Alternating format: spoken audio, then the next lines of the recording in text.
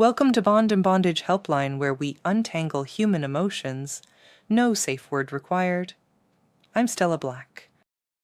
Hit the like and subscribe buttons for your weekly glimpse behind the curtain of human behavior.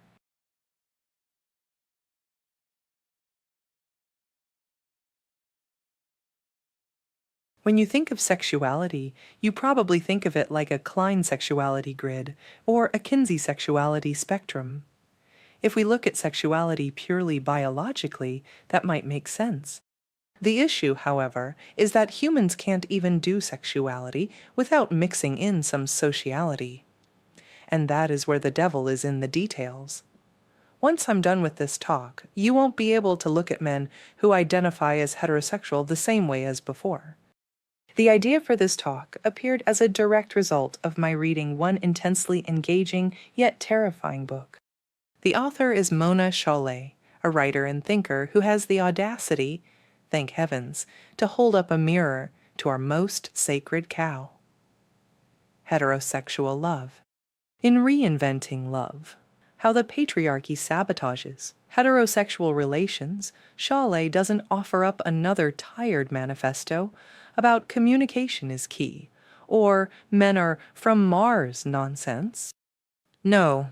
She peels back the layers of sentimentality, romantic comedies, and Instagram couple goals to show us the ugly scaffolding beneath, and oh boy, it's a tangle of power, conditioning, and wishful thinking dressed up as desire. This is where human sociality comes in, throwing a monkey wrench into something that should be straightforward and simple. Mona, if I may call her by the first name, casually mentions the term pseudoheterosexuality somewhat early in this book. And the second I heard it, it immediately explained so many supposedly inexplicable things men do and say in relationships with women. So let's talk about pseudoheterosexuality. Fancy term, right? But don't be fooled. You probably know it intimately. Pseudo-heterosexuality is the great masquerade of our age. It's what happens when people go through the motions of heterosexual attraction and relationships, not because they feel a burning, electric pull toward their partner's unique self, but because they've been programmed to. Imagine desire that's been pre-approved by the patriarchy, shrink-wrapped, and slapped with a "this is what you're supposed to want" label. That's pseudo-heterosexuality. It's not about who you want. It's about what wanting is supposed to look like, according to centuries of male-dominated cultural scripts. And here's the kicker. This affects everyone. Women learn early to desire being desired, to shapeshift, contort, and trim their edges so they'll fit some imaginary mold of irresistible. Men, on the other hand, are taught to pursue, conquer, and possess, confusing control for connection. It's less about falling in love and more about hitting their marks in the great heterosexual stage play. So why should clinicians, couples, and individuals care about this? Because pseudo-heterosexuality is the silent relationship killer.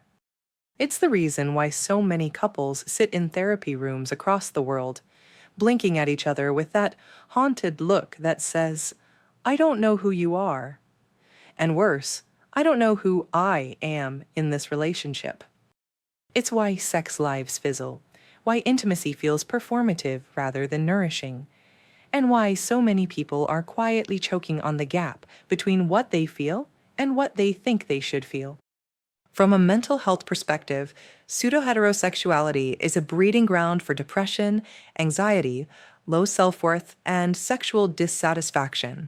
People lose themselves in the performance, mistaking approval for love and compliance for desire.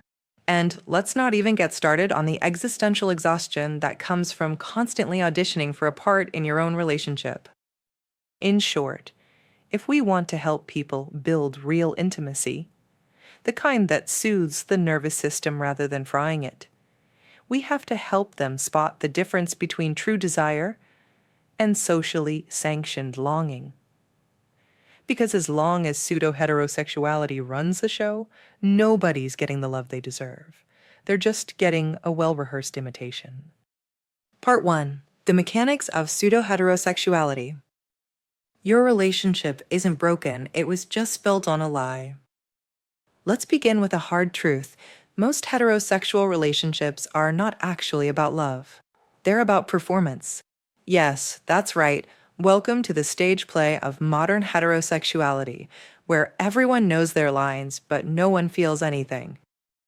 In this grand drama, heterosexuality isn't a lived experience of mutual desire, it's a ritualized reenactment of social expectations. It's not two people falling into each other with curiosity and hunger and awe. No. It's Barbie and Ken, walking hand in hand down a runway they didn't even build. Let's unpack the gendered mechanics of this.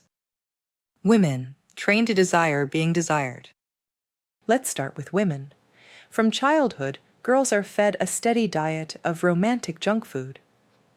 Think princesses, pop songs, and perfume ads, all whispering the same poison. You are the prize. You win love by being chosen. So, what do women learn to want? Not intimacy, not mutuality, not even sex, God forbid. They learn to want desirability. They want to be wanted, not for who they are, but for how well they can simulate the male fantasy. It's like method acting meets Stockholm Syndrome. And I'm being ironic here, as the Stockholm Syndrome has been thoroughly debunked, as it itself was yet another expression of the patriarchy's view of women based on a man's idea of what women are. But back to the desire in a pseudo-heterosexual paradigm. Desire becomes a mirror, not a flame. The question isn't, what do I crave? But how do I look while someone else craves me? That's not sexuality, that's product placement. Men, relationships as status, not intimacy. And men? Oh, they're just as deeply screwed, but in a different flavor. Men are taught to view women not as partners, but as proof. Proof of masculinity. Proof of status. Proof that they're not gay, God forbid. So, what happens when boys grow into men who've never been taught to connect, only to conquer? You get a generation of emotionally illiterate men confusing possession for partnership. Sex becomes a scoreboard. Love becomes a power play. Vulnerability? That's for the losers. I see men terrified of intimacy and women addicted to being gazed at. It's not that people don't want love. It's that they've never learned how to do it without playing dress-up for the patriarchy. Pseudo-heterosexuality equals false self in drag. Now let's get psychological. Enter D.W. Winnicott, the British psychoanalyst who gave us the idea of the false self, that curated version of ourselves we construct to survive in a world that won't accept our real one. Pseudo-heterosexuality is the false self's dating profile. It's not about connection. It's about compliance. Compliance with gender roles, romantic scripts, and the exhausting demands of being legible to other people's expectations. Women wear the false self like contour makeup. Men wear it like armor. Either way, it's a performance. And performances don't sustain intimacy. They just sustain appearances. Cognitive dissonance, when your body knows you're lying. And here's where it all breaks down. Cognitive dissonance. When your internal desire, your body's own erotic compass, doesn't match your external behavior, which has been shaped by patriarchal conditioning, you experience psychological friction, anxiety, numbness, resentment, sometimes even panic. You're having sex with someone who checks all the boxes, but you feel empty. You're saying, "I love you," while your insides are screaming, "I don't even know who you are." You're playing the role of the good boyfriend or the hot girlfriend, but you feel like a hologram. This isn't just sad, it's psychologically unsustainable. Over time, that dissonance either turns inward as depression, low libido, or self-loathing, or it erupts outward as infidelity, emotional shutdown, or bitter simmering resentment disguised as routine. Why this matters. Clinicians, listen up. If your clients are struggling in their heterosexual relationships, don't just reach for the communication skills workbook. Ask better questions. Whose desire are you performing? Who taught you what love is supposed to look like? Are you attracted to this person, or just relieved they picked you? Because pseudo-heterosexuality isn't love, it's theater. And if we don't name it, we'll keep prescribing couples counseling to people who are fundamentally starring in the wrong play. Let's stop diagnosing low desire when the real issue is misdirected desire. Let's stop blaming communication breakdowns when the problem is that neither person even knows who they are without the script. We can't build authentic relationships on a foundation of counterfeit desire. And the first step is recognizing when we're not actually feeling, we're just performing. The emotional and relational fallout. Why you're miserable and think it's just Tuesday. Let's assume you've swallowed the red pill. No, not that red pill. Calm down, I mean the good kind. And you've realized that pseudo-heterosexuality is running the show in your relationships. Great. Welcome to the existential hangover. Now we have to talk about what this does to you. Emotionally, relationally, sexually, spiritually, if you're into that sort of thing. Spoiler, it's not pretty. Emotional distance and performative intimacy. One of the first casualties of pseudo-heterosexuality? Authentic intimacy. What do you get when two people come together, not as their true selves, but as projections of who they think they should be? You get couples who are technically together, but spiritually marooned on separate islands, waving at each other with dead eyes from across the dishwasher. They talk, they touch, they even have sex sometimes, but everything feels muted, as if they're moving through someone else's life. Intimacy requires vulnerability, and you can't be vulnerable if you're wearing emotional drag 24/7. When men don't know how to express their feelings except through memes or sarcasm, and women can't stop self-editing mid-sentence to sound chill and not needy, you end up with closeness that's about as nourishing as a sugar-free protein bar. Technically edible, but emotionally bankrupt. The gendered toll, how pseudo-heterosexuality hurts differently. Let's break down how this hits each gender like a truck, just in different directions. Women, living to be desired is not the same thing as being loved. Women in pseudo-heterosexual relationships often report feeling chosen, but not seen. Their bodies are objects of attention, but their needs, optional extras. Over time, this leads to a sort of internal erosion. Depression, sexual numbness, emotional fatigue. What's worse is that they blame themselves for it. I'm not trying hard enough. I've let myself go. Maybe I'm just not sexy anymore. No, sweetheart, you're exhausted from being desirable, not desiring. There's a difference. Men. On the flip side, men are often stuck in the endless loop of proving they're real men. And what's the metric for that? Getting a woman. Keeping a woman. Controlling the narrative. They don't want to be vulnerable because that makes them feel weak. So they perform confidence while rotting from emotional starvation inside. Many end up depressed or angry but can't name why, so they call it boredom or blame their partner for not inspiring them. Pseudo-heterosexual men don't just struggle to connect. They struggle to even imagine that connection is part of the point. That's not just sad, it's tragic. Because they're lonely and don't know it, or worse, think it's normal. The love that isn't approval, control, and misdiagnosed longing. Most of what gets labeled love in pseudo-heterosexuality is really just approval management. You want to be admired. You want to be chosen. You want to be not like other girls or a man who's got it together. This isn't about connecting to someone else's interior world. It's about securing your place in a social order that doesn't even like you that much. Let me give you a clinical term for that. Soul, death. You end up orbiting around a hollow center. It feels like love, but it's really just performance anxiety in a cute outfit. You're not holding each other. You're just holding up a fantasy that keeps both of you from having to feel the terror of your own unmet needs.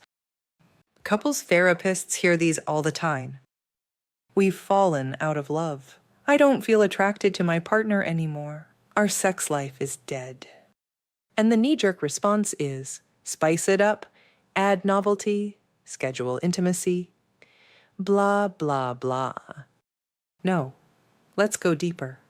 Ask, was it ever love? Was it ever attraction? Or was it patriarchy with a Spotify playlist? Because here's the brutal truth. Pseudo-heterosexuality creates relationships that were never rooted in mutuality or authentic desire to begin with. They were rooted in role play.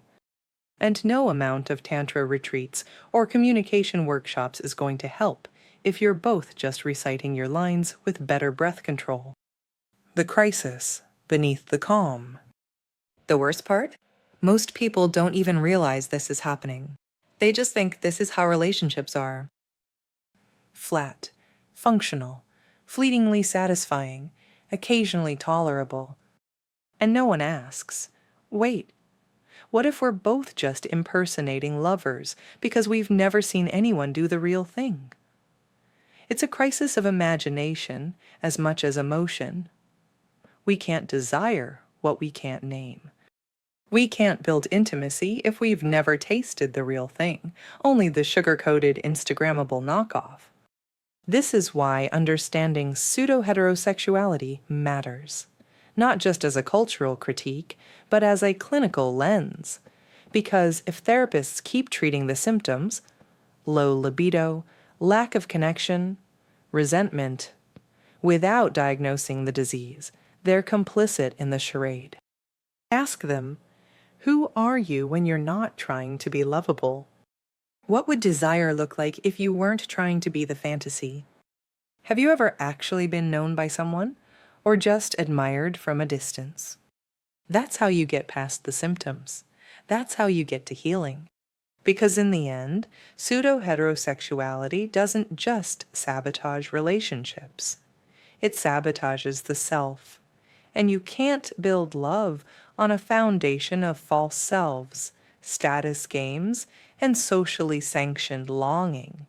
You just can't. Part 3. Spotting pseudo-heterosexuality in the wild, and what the hell to do about it. You might be in a patriarchal roleplay and not even know it. All right, so we've diagnosed the problem.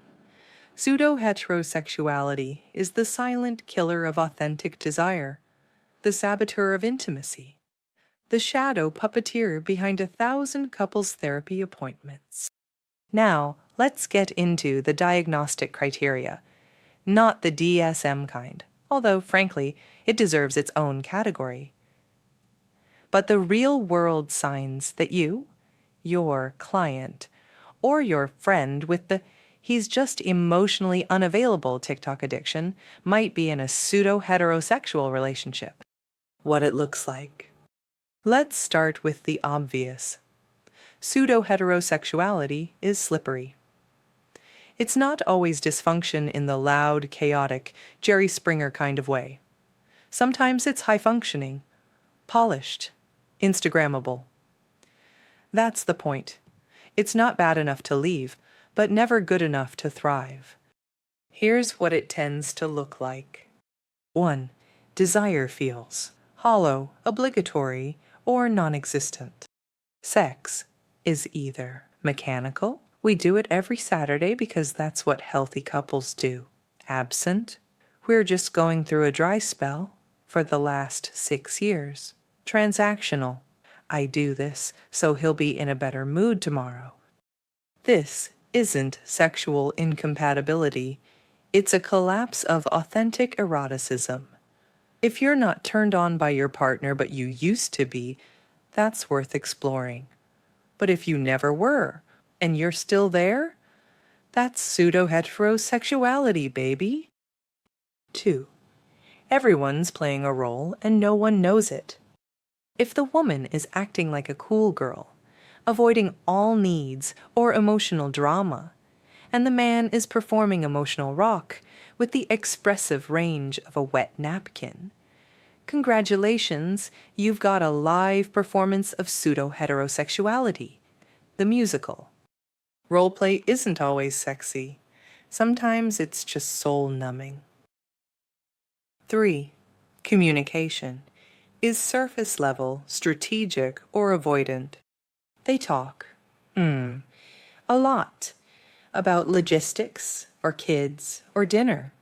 But never about what they want, about what they fear, about what they long for. And when they do touch intimacy, it's with the precision of bomb technicians, terrified it might blow everything up. That's not emotional safety. That's mutual hostage-taking. 4. The relationship is built on reflected value, not connection. This one's especially common. She feels loved when he posts about her. He feels validated when she admires him in front of others. But strip away the audience? They feel invisible to each other. There's no I see you. Only, do others see me through you? That's not love. That's marketing. Clinical questions to unmask the false self. Now, if you're a clinician or someone who's tired of their own script, here are the questions you should be asking to reveal what's lurking behind the performance. What does being with this person allow you to feel about yourself? Often the answer isn't safe or loved. It's worthy, desirable, masculine, or not alone. In other words, the partner isn't a person, they're a mirror. Who would you be if you stopped trying to be attractive to them? Cue existential meltdown. This question separates desire from performance like vinegar from oil. Do you feel known by your partner, or just tolerated, admired, or expected? Known is the key word here. If someone has never asked about your inner world, only your schedule and your skincare routine, you're not in a relationship. You're in PR. Intervention. Burning the script, slowly and kindly. So, what do you do once you see it? Step 1. Stop blaming the symptoms. Low libido isn't always hormonal. Emotional numbness isn't always trauma. Sometimes, it's just living in a relationship that demands performance instead of presence. Step 2. Teach desire literacy. Most people don't know what they want, not because they're clueless, but because they've never been allowed to want freely. Try journaling about sexual fantasies, no judgment. Track moments of spontaneous attraction, even if it's not toward your partner. Ask, what would you want if no one was watching? Step 3. Relational de-role-playing. Couples should try de-scripted evenings. No roles, no tasks, no trying to impress. Just sitting in awkward silence, if necessary. Just being. It's terrifying and revolutionary. Step 4. Build the real self muscles. The false self is slick, seductive, and socially rewarded. But it's hollow. Try to reconnect to the part of you that wants to be real, with curiosity, not with calculation. And step 5. Prepare for loss. Sometimes, when one person sheds the false self, the relationship crumbles. That's not a failure. That's a sign that the relationship wasn't built to hold truth. Mourn it. Then build something real. The cleanup phase. Unlearning pseudo-heterosexuality is a process. You don't just read Reinventing Love and start raw-dogging intimacy like a pro. It's messy. There are relapses. There are long stretches of, I don't know what I want anymore. Good. That means you've stopped outsourcing your desire to the patriarchy. You're finally listening to your own internal voice, the one that's been screaming under the weight of compliance. Look, pseudo-heterosexuality is not a personal failure. It's a cultural condition, a survival strategy, a coping mechanism in stilettos and sweatpants. But now that we can name it, we can change it. We can build relationships that are less about role fulfillment and more about mutual revelation. We can help people stop acting like lovers and start actually becoming them. Part 4. Building authentic heterosexuality without setting your life on fire unless it deserves to burn. Come for the collapse, stay for the healing. So, you've recognized the signs. You've stopped gaslighting yourself into believing that dead bedroom plus forced smiles equals healthy adult intimacy. You've ripped off the mask, or at least started to lift the corner. Now what? You're standing in the debris of your pseudo-heterosexual performance, blinking like someone who just stepped out of a long-running off-Broadway tragedy. Congratulations. That means we can begin. Step 1. Deconstruct the scripts you've inherited. The first step is to name the lies. What are some of the lies that run on autopilot in our minds? Well, here are some examples. Men are the rational ones. Women are the emotional ones. Desire fades, and that's just how relationships work. It's selfish to want more. These are not truths. These are cultural malware, installed by centuries of patriarchy and quietly passed down in romantic comedies, high school sex ed, and drunk uncles at weddings. Write out what you were taught about love, sex, and gender roles, and then ask yourself, who benefits from this belief? What does this cost me? If the answer is my authenticity, my pleasure, my voice, toss it in the fire. Step 2. Let the relationship wobble or collapse. Here's the part no one tells you when they're peddling self-help serenity. Honesty destabilizes relationships. When one person stops performing, the whole dynamic shifts. And not always gracefully. Sometimes the wobble reveals hidden strength. Sometimes it exposes the hollowness underneath. If you're a clinician, prepare your client. If you're the client, prepare yourself. If the relationship was built on scripts, shedding them may make it collapse. That's not drama. That's architecture. Step 3. Reintroduce desire literacy. We talk about emotional literacy, trauma literacy. But when's the last time anyone taught you how to read your desire? It's not just about knowing what turns you on. Though let's not pretend that's trivial. It's about knowing what kind of attention you crave. What kind of connection makes your nervous system say yes, this, whether your desire is reciprocal or just reflexive. Encourage exploration, safely, consensually, curiously. This is the part where clients say things like, I don't even know what I like. Good. That means they're finally unplugged from the autopilot of being wanted. Step 4. Build vulnerable, reciprocal intimacy. Let's be honest, most people think intimacy means saying I love you before bed and occasionally sharing their childhood trauma over wine. Cute, but that's not it. Real intimacy is being willing to say, I don't know how to connect right now. I feel unseen. I'm afraid if I stop performing, you won't stay. It's raw. It's risky. It's not Instagrammable, but it's real. And it's how you shift a relationship from co-performance to co-creation.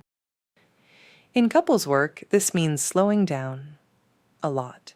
It means tolerating awkwardness, letting there be silences, letting people flail through emotional puberty. It's sticky, but it's growth. Step 5. Experiment with new dynamics. Carefully. Once the performance ends, people feel untethered. That's a good thing. It means you get to experiment. Safely. Try flipping emotional roles. Let the man be the one to initiate vulnerability. Let the woman set boundaries around emotional labor. Scheduling time not to talk, but to be. Without roles. No chores, no solutions. Just presence. Practicing. Unsexy. Honesty. The stuff you'd normally sanitize, filter, or frame. Try saying it raw. This is where real intimacy starts to bloom. Not in grand gestures, but in small moments of mutual presence. Step 6. Redefine what good love means. Most people are chasing an idea of love that never really existed. At least, not outside patriarchal narratives. Let's redefine. Love isn't being chosen. It's being known. Love isn't passion without end. It's curiosity that survives comfort. Love isn't putting up with each other. It's growing next to each other, even when one of you changes. Real love isn't efficient. It's not symmetrical. It's not optimized. It's messy, wild, boring, scary, and sometimes very quiet. But it's real. If pseudo-heterosexuality is the performance, then authentic heterosexuality is the unscripted improvisation. It's clumsy. It requires consent, presence, and a whole lot of humility. But it's where actual connection lives. Not in the curated bios, the social performance of couple goals, or the ancient scripts you never agreed to, but still keep reciting in bed. Give yourself permission to want differently, to love messily, and to step off the stage. Because the good news is this: if you can name the performance, you can write a better story. And this time, it might actually be yours. That's enough for now. Your scars might be on the inside, but scar patches come in all shapes and sizes. Find your patch and protect them with your life.